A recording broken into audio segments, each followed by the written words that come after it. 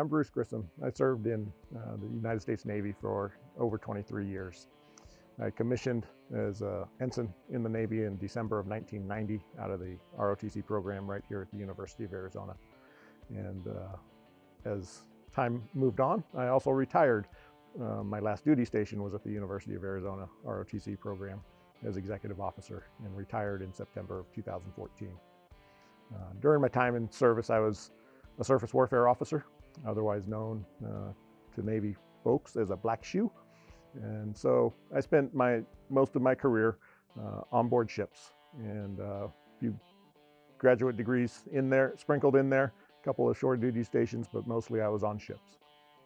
During my early career, I spent time mostly in the engineering department, making the ship go through the water, including tour as a chief engineer on a destroyer stationed in Japan. As I progressed in my career, I kind of moved over to amphibious ships, so the large marine helicopter carriers, and spent some time up in navigation department and in combat systems on some of those ships. As a surface warfare officer, the things that we do on board ship can include operations, engineering, and weapons are the three major departments that surface warfare officers serve in. And so we're responsible for navigating the ship safely through the water, certainly employing the weapon systems tactically as needed. Operations is kind of just keeping the ship, the routine of the ship and the routine of the fleet on track. In all those things, really leading the sailors that work for us, that do all the hard work of keeping the things running smoothly and doing a lot of the hard work on board the ships. Greatly enjoyed my time in the Navy, obviously spending 23 years. I had many opportunities to decide whether to stay in or get out. And each time those windows of opportunity opened up, obviously I chose to stay in. And that was my service. As an officer, very little of what might have been attributed to my accomplishments was actually done by me. It was more always a team of people that supported the effort.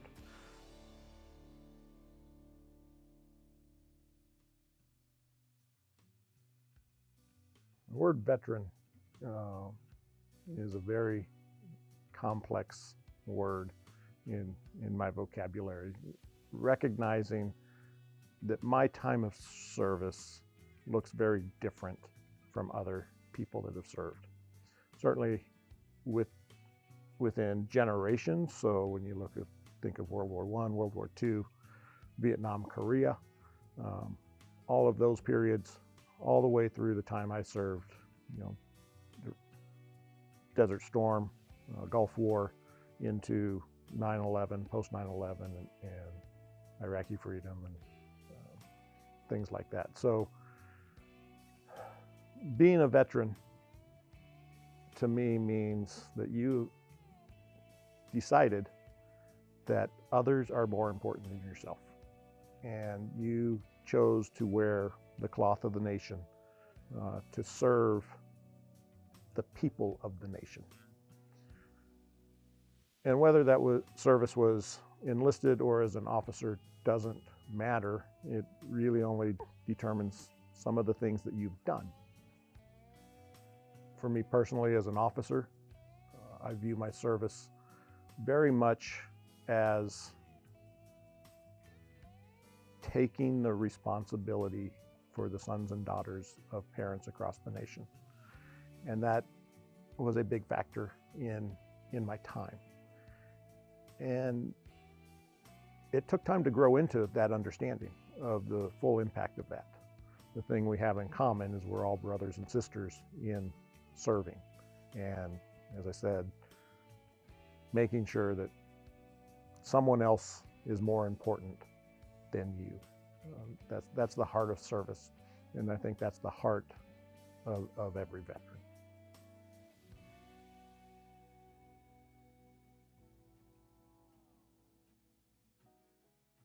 Right after graduating from college and getting my commission and going to what's called Surface Warfare Officer School, which is the first school you go to learn the basics of how to drive a ship and how to be an officer on a ship.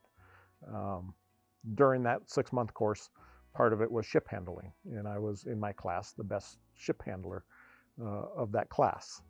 The reason that's interesting or kind of funny to me in one sense is because up to that point, I had only been on a ship 3 times, and all 3 of those were for summer training programs while I was in ROTC. So I didn't grow up on the water or close to the water. As a matter of fact, I grew up mostly in Arizona in the desert.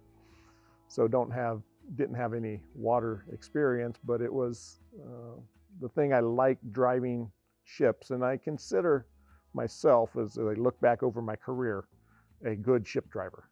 And it's something in the surface warfare community where it is a badge of honor, in a sense, to be able to say that I understand how ships move through the water and how to command them better than someone else. Not that it's ever a competition, because safety is always the most important thing, but there is a bit of am I better at my job than others? I think, am I the best? Certainly not. But I think throughout my career and later into my career, the captains of my ships, particularly the larger ships, the amphibious ships, I was often the one coaching the junior officers on how to drive the ship. It's just something, and I look at it as very simple. It's very similar to driving on a freeway or any road. In a car, things just move a little differently. But it's all about understanding how that ship or car or truck or whatever it is that you're driving, how it moves through the environment that you're operating in. So, but that story from early on, being awarded the ship driver of the class, which really didn't mean anything because none of my other classmates had any experience either. So it wasn't a big accomplishment. It seemed like it at the time to me, but looking back, it may not have been. But other things that were just fun and exciting throughout the career really was doing things or ships winning certain awards for things. So one of the big awards on the waterfront amongst ships is the Battle Efficiency Award.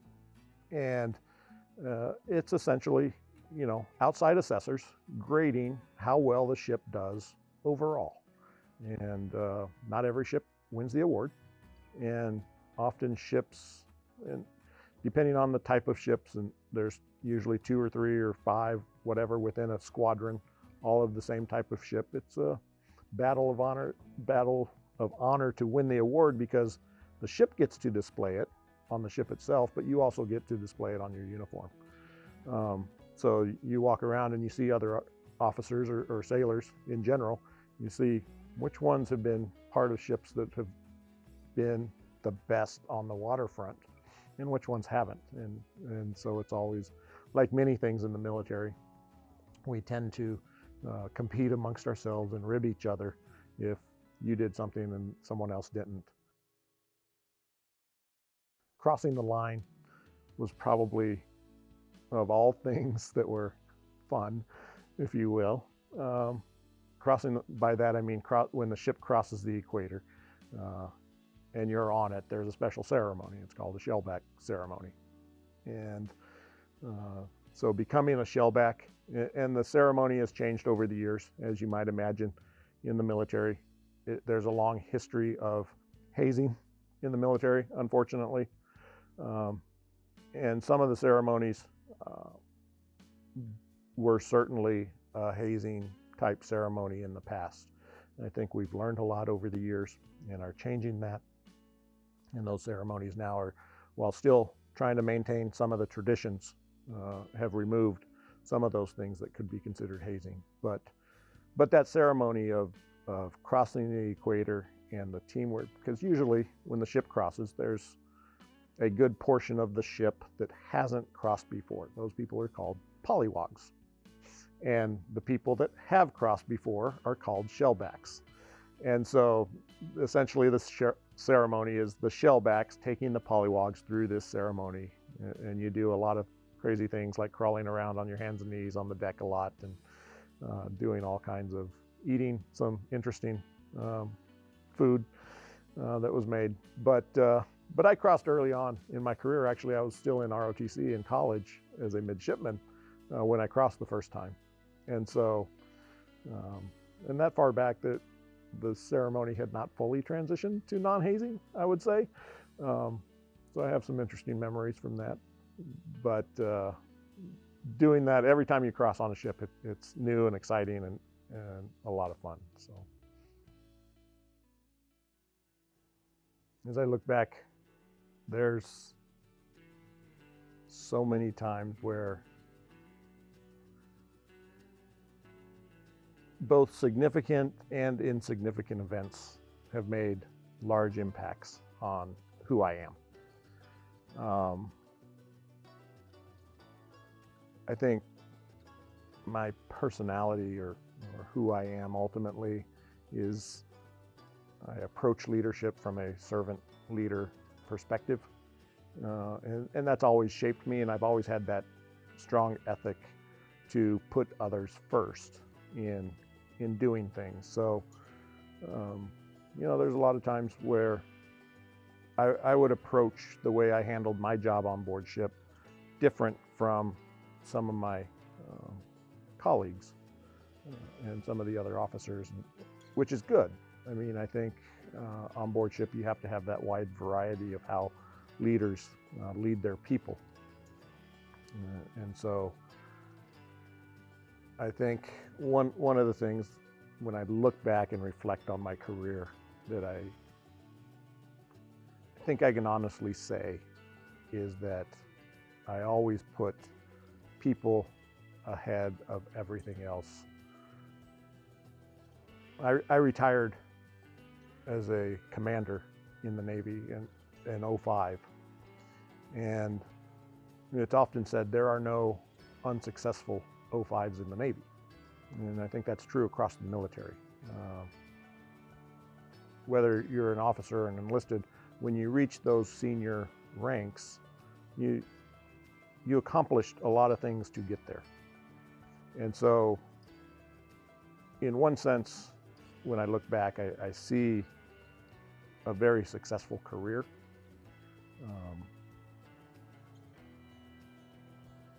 And I think I see also that because of who I am is also part of the reason that I did not promote further to 06 or 07 or who that is. And that's okay. Because as I said, I tend to put people ahead of myself. And sometimes that did look like putting people even ahead of a mission that needed to be accomplished. And that's hard because that's typically not how the military operates. As an organization, the military in general is very mission oriented, and that is the most important thing. And I tried to go through my career, while that's very, very important, I was never in a situation where it was more important than the people. It's not always true, because in battle, there are times when, you know, the mission is the most important. But me personally, as I progressed through my career, it was always the people first. You know, you learn those lessons along the way, and the impact that people have on your lives to drive those points home is kind of some of the things I remember. I remember having my second captain, the second ship I was on as a junior officer, his quote, and the reason I learned the quote so well, Teddy Roosevelt's "Man in the Arena" quote, is what it's all about.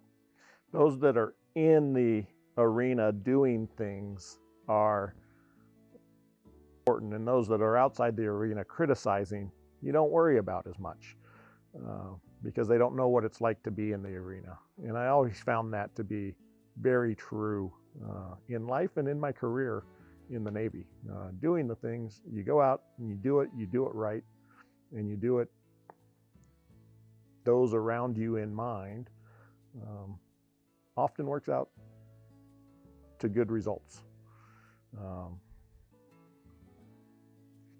Other mentors along the way, certainly, I was always one to listen to those that were older than me, whether they were officers or enlisted. One of the great things about being a junior officer on a Navy ship is you're responsible for a division and in charge of senior enlisted personnel. But in almost every case, they know more than you do. And so, you know, you go to your first ship, you're 22 years old as an officer generally, and you're in charge of a, 45 or 50-year-old chief or senior chief or master chief in the Navy that has more than 22 years of experience often. And so you have to figure out how to work while being in charge of the division. It doesn't mean you don't listen to those who are also on the ship with you.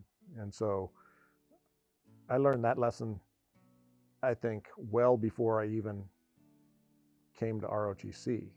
My grandfather was a retired chief in the Navy, and so even knowing that I was going to be the first officer in my family, my grandfather, my uncles, my brother, all enlisted in Army, Marines, Navy, whatever branch of service. And so I learned those lessons well before I started. I didn't have to learn any of those hard lessons as a junior officer, which is not always the case.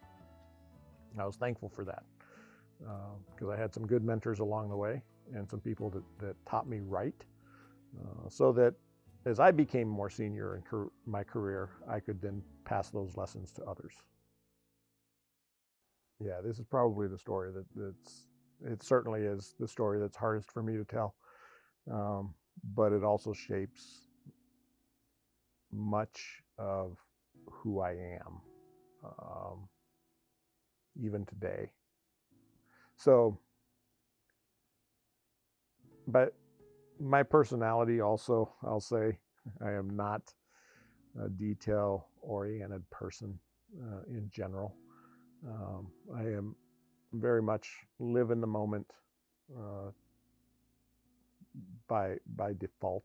If I could choose the way to live, it would be with very little planning involved and very much living in the moment and taking life as it comes.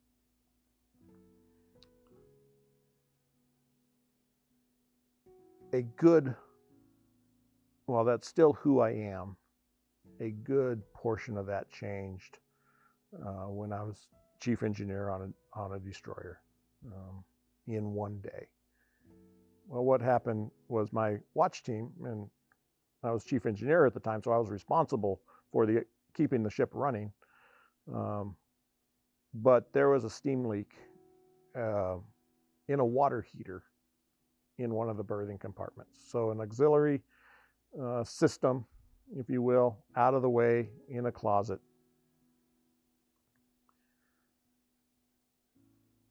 But that water heater was in one of the bathrooms in the berthing compartment, and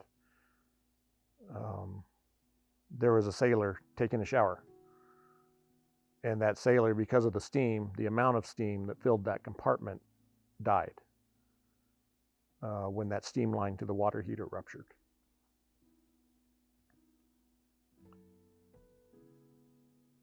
And that event, I think, shaped certainly the rest of my career in how I approached my career, but even certainly shaped a lot of who I am in making sure that things are done right. The part that's so hard is with all the investigations and everything that happened subsequent to that event. There wasn't anything that was done wrong, but the weight of knowing that as chief engineer, a piece of equipment failed that led to the death of a shipmate weighs on you.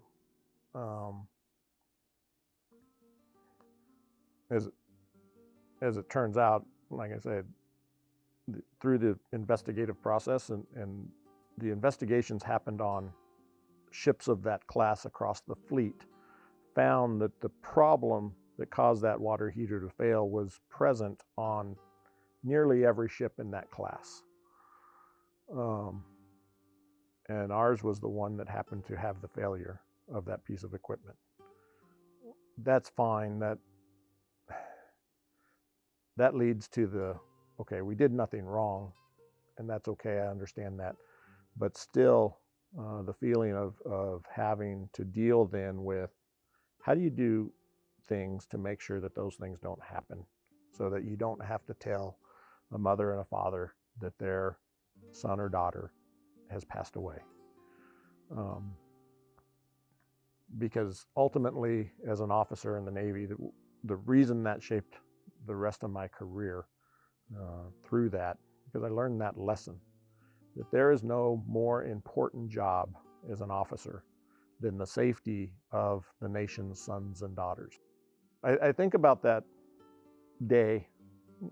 I won't say a lot, I won't say often, but it does come up from time to time, and you think back and how that interacted. And so it changed me, because from that point on, I became more aware of the necessity of being critical on some of the things that are being done in your job. Making sure you're doing all the right steps to make things happen right and be safe. And so I came out of that okay, myself personally, but it taught me a ton about how to lead, how to interact with people, how to do a job, not just in the military, but even now out of the military, always with that thought in mind. Is what we're doing worth the risks of what could go wrong? And that's a good approach when you're responsible for people.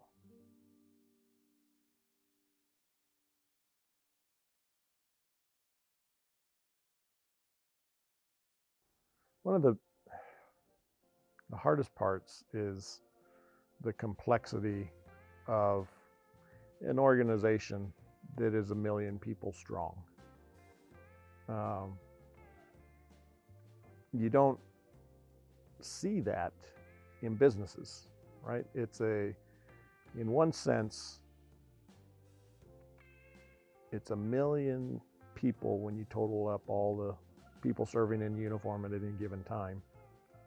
1 million plus, probably.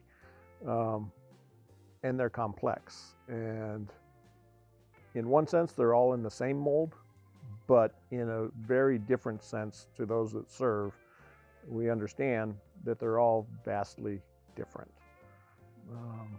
Things that I understand about the Navy and how the Navy works, someone in the Army or Air Force will probably never understand. And the reverse is true. Things that happen in the Army and Air Force as a sailor, I will never understand why things are done a certain way. But through all that, it's almost like siblings in one sense. There's the rivalry between the services that are like brothers and sisters fighting, but then no one else outside of the family can pick on that brother or sister, because you stand up for each other. So that's one part of veterans to recognize, is that you'll see them often razz each other about their service time or service culture, but no one else can razz them. Fair or unfair, it's true. The other thing kind of about veterans is, as I said before, all of them have signed an oath, taken an oath, not a contract, although there is a lot of paperwork involved, but taken an oath to this nation, and all the things that that means. And when you break down the oath of enlistment or the oath of an officer, very similar, there are slight differences between the two oaths. When you break down the phrases in those things, in the oath, it's a lot. It's a lot that you're asking people to do, often with limited resources, often with not enough resources, and in many times asking them to do things for a period of time which doesn't involve family.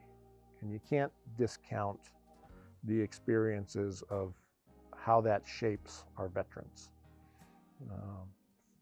For the most part, I think I'm confident in saying that veterans think family is important. And the reason many of them are veterans and not on active duty is often because they had to make the choice between, is what I'm doing in the service as important or important enough to sacrifice that family time? Sometimes the decision is no, and that's great. But the sacrifices that our veterans go through, mostly I'll say on the family side, is I think what's important to understand who they are, because they've taken an oath to the nation, and for whatever period of time, whether it's 4 years or 6 or 8 or 10 or 25 or 30, they've sacrificed so much so that others can enjoy the freedoms and spend time with their family, even to the point that they're sacrificing their own family time. And that's a hard impact for people. So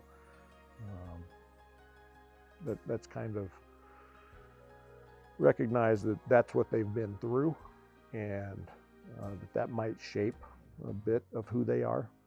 Certainly the experience in and out of service shape them as well, because every experience is different. Sometimes in combat, outside of combat, doesn't matter.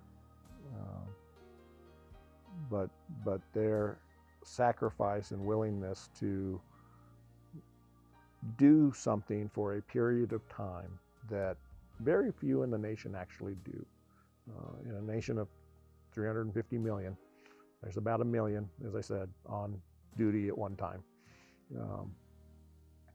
And so that's kind of what I would say.